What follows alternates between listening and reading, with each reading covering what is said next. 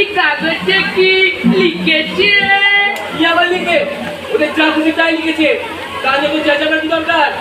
চলো না মারা একবার, ওরা কি বলছে আমেরিকার কোন বিখ্যাত মানমন্দির হইতে সংবাদ আছে যে এক স্বতন্ত্র দুর্ভিক্ষণ যন্ত্রে এক ধূমকেতু ধরা পড়েছে। জ্যোতির্বিদ পণ্ডিতেরা গণনা করিয়া বলেছে নাকি আগামী জুন মাসের মধ্যে পৃথিবীর সহিত তার সংঘর্ষ হইবে।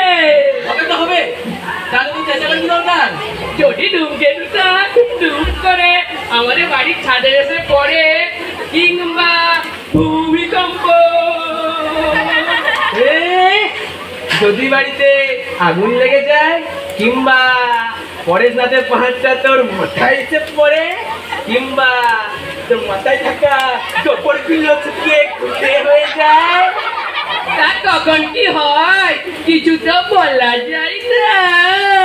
এই তো গোবিন্দ তো মামা ছিল, সেও তো গত বছর চৌধি গরমি হয়ে মারা গেল।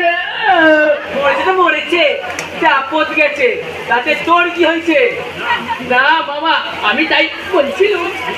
এইটা যেদিন আমাদের জিমনাস্টিক মাস্টার পিলে হয়ে মারা গেল, তা কে কতদিন বাঁচবে, কে কখন মরবে কিছু তো বলা যায় না।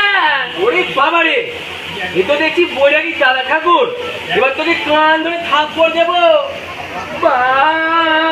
বুদ্ধলালের বাবা যদি এক মাস আগে মালা না যেত, তাহলে বজলালকে কি এমন চমৎকার সুন্দর ফ্লাইট দিতে পারত? কি বলতে একটা সোজাসুজি বল দেখি। তুমি যে বলেছিলে আমাকে ফ্লাইট দেবে, ওই দিচ্ছ না তো। শেষটা যদি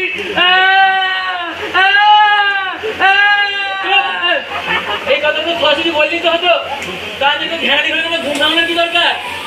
যা, আজ বিকেলে এখন প্রাইজ পাবি। ও বাবা,